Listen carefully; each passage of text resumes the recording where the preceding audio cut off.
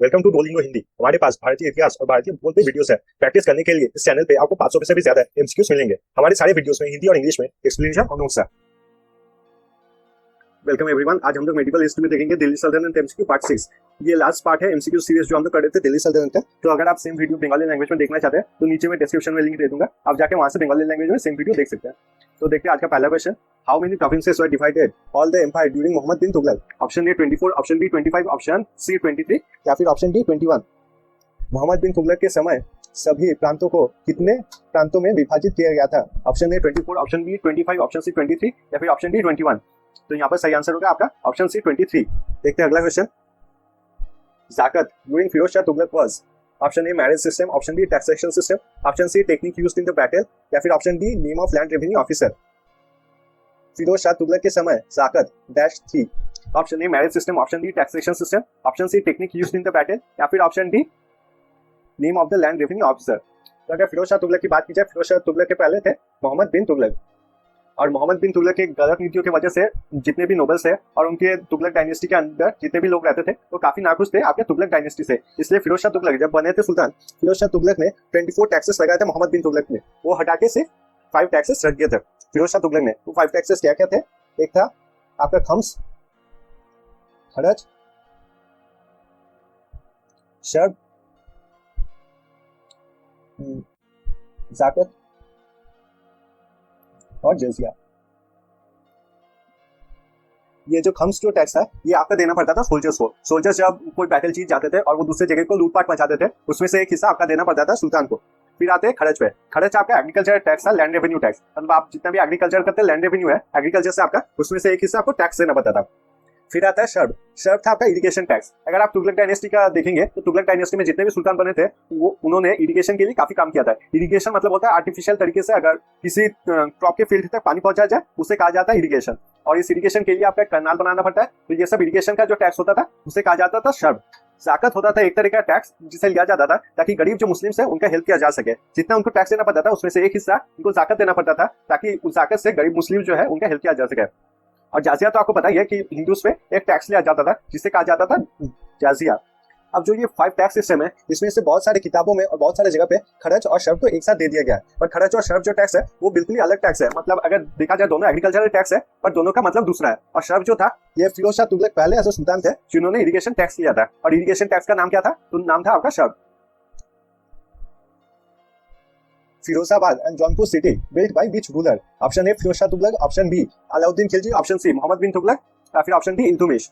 फिरोजाबाद और जौनपुर शहर किस शासक द्वारा बनाया गया था? Option A Firoz Shah Tughlaq, option B Alauddin Khilji, option C Mohammad bin Tughlaq या फिर ऑप्शन डी इल्तुतमिश। तो यहाँ पर सही आंसर होगा फिरोज शाह तुगलक। फिरोज शाह तुगलक ने टोटल में बनाया था 300 सिटीज। और उसके दूसरे कंस्ट्रक्शन है उसका अगर एग्जाम्पल देखें तो आएगा आपका फिरोज शाह स्टेडियम, फिरोज शाह स्टेडियम जिसको अभी नाम बदल के रख दिया गया है अरुण जेटली स्टेडियम। इसको छोड़ के उन्होंने बनाया था फिरोज शाह का मकबरा। तो 300 सिटीज बनाए थे उन्होंने, फिरोज शाह स्टेडियम बनाया था और फिरोज शाह का मकबरा। Who shifted the capital from Delhi to Devagiri? Option A Mohammad bin Tughlaq, option B Firoz Shah Tughlaq, option C Ghazi Malik या फिर ऑप्शन डी सिकंदर लोधी। दिल्ली से देवगिरी राजधानी किसने स्थानांतरित की? Option A Mohammad bin Tughlaq, option B Firoz Shah Tughlaq, option C Ghazi Malik या फिर ऑप्शन डी आपका सिकंदर लोधी। तो इसमें अगर सही आंसर देखा जाए तो फिर सही आंसर होगा मोहम्मद बिन तुगलक। मोहम्मद बिन तुगलक ने, मैंने पहले ही बताया था, ऐसे बहुत सारे नीति चलाए थे जिससे लोगों के ऊपर बहुत ज्यादा टॉर्चर हुआ था। हम उनकी नीतियों के बारे में देख लेंगे। पहले तो यहाँ पर देख सकते हैं कैपिटल चेंज, कैपिटल उन्होंने चेंज किया था। अब ये कैपिटल उन्होंने क्यों चेंज किया था? वो चाहते थे इंडिया के सेंट्रल में रहकर इंडिया का एडमिनिस्ट्रेशन और भी अच्छे तरीके से संभाला जा सके, तो इसलिए वो चले गए थे दिल्ली से देवगिरी तक। और दिल्ली से देवगिरी जाने के बाद 2 साल देवगिरी में जब वो रहे तब उनको समझ में आया कि देवगिरी का जो टेम्परेचर है, जो क्लाइमेट है, वो दिल्ली से काफी अलग है और वहाँ के राजाओं के साथ जो रह रहे थे देवगिरी में वो लोग उसको सूट नहीं कर पाया था। इसलिए वो 2 साल बाद वापस देवगिरी से चले गए थे दिल्ली में। दूसरा अगर उनका देखा जाए जिससे काफी लॉस हुआ था वो था आपका टोकन करेंसी। अब टोकन करेंसी में उन्होंने क्या किया था? वो बता रहे थे कि वो टोकन करेंसी कॉपर कॉइन्स को यूज करेंगे। अब कॉपर कॉइन्स जब यूज होने लगे, कॉपर कॉइन्स के बदले में कोई भी अपना सोना या चांदी देना नहीं चाहता था। और दूसरा बात जो है, जो ये कॉपर कॉइन्स बने थे इन्हें नकल करना बहुत ही आसान था, मतलब कोई भी इन्हें नकल कर सकता था। इसलिए जो मार्केट है वो मार्केट में पूरा नकली कॉइन्स चलने लगे और मार्केट पूरी तरीके से नुकसान में चला गया। इसको कंट्रोल करने के लिए मोहम्मद बिन तुगलक ने क्या किया? सारे कॉपर कॉइन्स वापस मंगवा लिए और उसके बदले सोना और चांदी लोगों को दे दिया था। इससे जो शाही राज खजाना है वो भी काफी ज्यादा कम हो गया था। तो इसको ताकि कंट्रोल करने के लिए उसने द्वाब रीजन में टैक्स को इंक्रीज कर दिया था, द्वाब रीजन। अब ये द्वाब रीजन कौन सा एरिया है? जहाँ पर आपकी यमुना नदी और गंगा नदी मिलती है, वहाँ के आसपास के एरिया को द्वाब रीजन कहा जाता था। अब द्वाब रीजन आप समझ ही सकते हैं कि कितना ज्यादा फर्टाइल होगा, इसलिए मोहम्मद बिन तुगलक ने क्या किया, द्वाब रीजन में टैक्स को बहुत ज्यादा इंक्रीज कर दिया। ये जो बहुत ज्यादा इंक्रीज किया, ये फार्मर्स के लिए प्रॉब्लम हो गया, पर उसने तब भी टैक्स को डिक्रीज करने से मना कर दिया, इसलिए जितने फार्मर्स थे उन्हें द्वाब रीजन छोड़ के चला जाना पड़ा था। अब और जो द्वाब रीजन में टैक्स कलेक्शन था वो बहुत कम हुआ था इसके कारण। चौथा अगर देखा जाए तो फिर आएगा आपका कराची एक्सपीडिशन। कराची एक्सपीडिशन अगर देखा जाए, आज का जहां चाइना उत्तराखंड ये एरिया है, वहां था पहले का कराची एक्सपीडिशन। अब कराची एक्सपीडिशन में क्या हुआ था, कराची एक्सपीडिशन, कराची एरिया से ही आप समझ सकते हैं कि वहां पर हिमालयस होगा और वहां पर टेम्परेचर और जो टेरेन है, वहां का जमीन है, वो काफी ज्यादा डिफरेंट होगा, इसलिए सोल्जर्स को अडॉप्ट करने में बहुत ज्यादा मुश्किल हुआ था और वहां पर एक बहुत बड़ा डिफीट मिला था मोहम्मद बिन तुगलक को और उसके आर्मी के बहुत लोग मर गए थे। पांचवा अगर देखा जाए तो फिर आएगा आपका खुरासन एक्सपीडिशन। खुरासन एक्सपीडिशन, ये खुरासन एक्सपीडिशन में क्या हुआ था, खुरासन आज का जो मॉडर्न ईरान है वही था खुरासन, तो वहाँ के सुल्तान मर गए थे, तो वहाँ पर एक अनस्टेबल जगह बन गया था कि अगला सुल्तान कौन बनेगा, इसलिए मोहम्मद बिन तुगलक चाहते थे कि खुरासन तक उनका दिल्ली सल्तनत को एक्सपेंड किया जाए। इसके लिए उन्होंने 1 साल तक आर्मी बनाया, पूरे आर्मी का जितना भी खर्चा था उन्होंने संभाला, पर बाद में 1 साल के बाद देखा गया कि खुरासन का जो सुल्तान है वो अच्छी तरीके से बन चुका है और उसने बहुत ही एक अपना स्ट्रॉन्ग एरिया बना लिया उस जगह पे, इसलिए उन्होंने 1 साल तक आर्मी को पालने के बाद उनको अलग अलग जाने के लिए ऑर्डर कर दिया। ये सब के कारण की वजह से बहुत ज्यादा खर्चा हुआ था और मोहम्मद बिन तुगलक को कहा जाता था इंटेलिजेंट फूल। फिर अगला क्वेश्चन देखेंगे, which token new currency introduce to remove previous currency by Mohammad bin Tughlaq? Option A copper, option B silver, option C gold या फिर option D iron. Mohammad bin Tughlaq द्वारा पिछली मुद्रा को हटाने के लिए कौन सी नई मुद्रा शुरू की गई? Option A copper, option B silver, option C gold, option D iron. जिसका सही आंसर होगा option A copper. Copper coins उन्होंने लाया था to use as a token currency.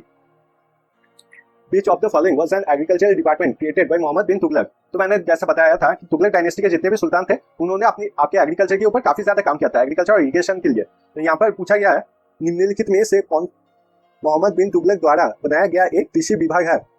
Option A दीवाने कोई, ऑप्शन बी घेरी, ऑप्शन सी चरही, ऑप्शन डी दीवाने खैरात। तो आपका सही आंसर होगा यहाँ पर ऑप्शन है दीवाने कोई। तो ये क्वेश्चन आपका बहुत बार एग्जाम में आता है और VPI मतलब वेरी वेरी इंपॉर्टेंट क्वेश्चन है कि कौन सा डिपार्टमेंट था मोहम्मद बिन तुगलक का, जो कि एक एग्रीकल्चरल डिपार्टमेंट था। अगला क्वेश्चन देखते हैं, Firoz Shah Tughlaq buried at dash. Option A Delhi, option B Multan, option C Kabul या फिर ऑप्शन डी फिरोजाबाद। फिरोज शाह तुगलक को डैश में दफन किया? Option A Delhi, option B Multan, option C Kabul, option D Firozabad. तो यहाँ पर सही आंसर होगा आपका ऑप्शन ए दिल्ली। फिरोज शाह तुगलक को बरी किया गया था दिल्ली में, और अगर डीप में पूछे तो फिर हौज खास कॉम्प्लेक्स में। अगला क्वेश्चन देखते हैं, What was the name of the general of Alauddin Khilji who later established the Tughlaq dynasty? Option A Ghazi Malik, option B Malik Kafur, option C Balban या फिर option D Timur. Alauddin Khilji के जनरल का क्या नाम था जिसने बाद में तुगलक वंश की संस्थापना की? Option A Ghazi Malik, option B Malik Kafur, option C Balban या फिर ऑप्शन डी तिमूर। तो आपका सही आंसर होगा यहाँ पर ऑप्शन ए गाजी मलिक। गाजी मलिक था आपका governor of Punjab, governor Punjab था, और बाद में जाके वो खुद को सुल्तान बना देता है और स्टार्ट करता है Tughlaq dynasty.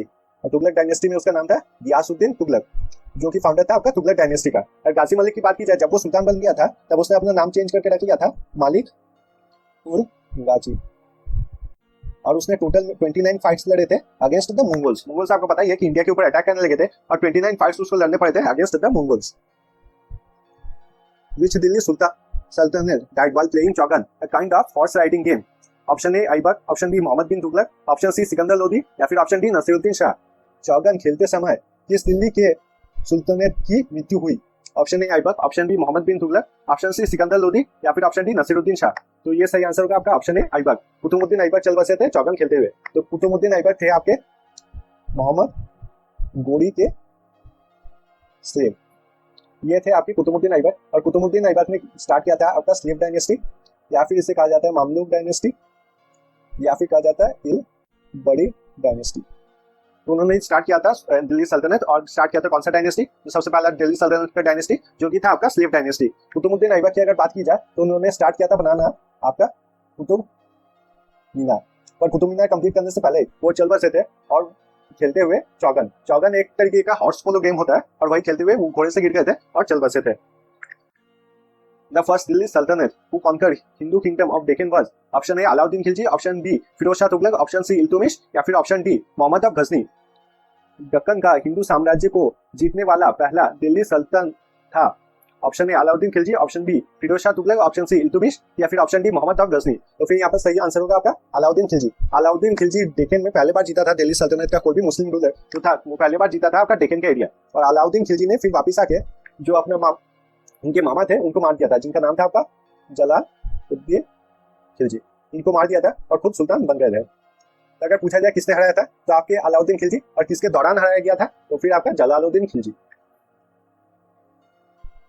Which taxation system was the major source of income during the Sultanate period of Delhi?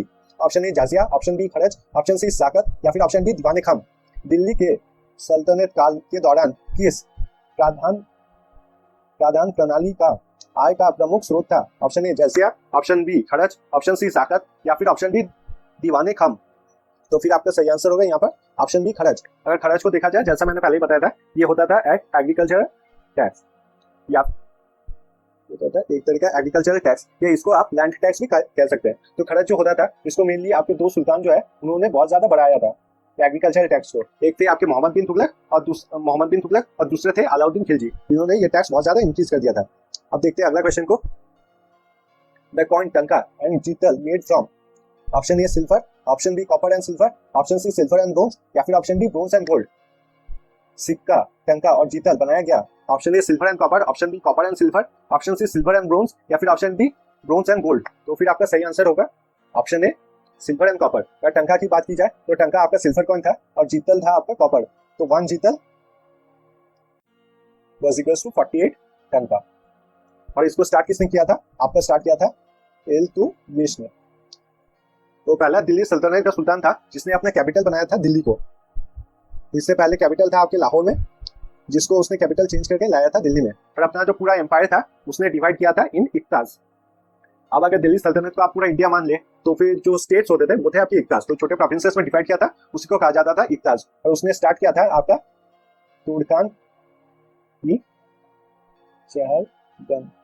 तुर्कानी चहलगानी। आपके 40 टर्किश मुस्लिम का एक ग्रुप बनाया जाता था जो कि नोबेल होते थे और आर्मी का बहुत अच्छा कंट्रोल रहता था उनके पास, तो उन्हीं को कहा जाता था आपके तुर्कानी चहलगानी। तो देखेंगे आज का last question. Who among the following was the son of Khizr Khan? Option A Mubarak Shah, option B Mohammad Shah, option C Alauddin Shah या फिर ऑप्शन डी खिजर खान। निम्नलिखित में से कौन खिजर खान का पुत्र था? Option A Mubarak Shah, option B Mohammad Shah, option C Alauddin Shah या फिर ऑप्शन डी खिजर खान। तो यहाँ पर सही आंसर होगा आपका ऑप्शन ए मुबारक शाह। तो ये जो एमसीक्यू का सीरीज था ये यहीं पे खत्म होता है। आई होप आप लोग को ये वीडियो जो है एमसीक्यू का आपको पसंद आया होगा। थैंक यू सो मच ये वीडियो देखने के लिए। और अगर आपको ये वीडियो अच्छा लगा तो काइंडली मेरे चैनल को सब्सक्राइब कीजिए, इससे मुझे काफी सपोर्ट मिलता है। और मिलेंगे अगले वीडियो में।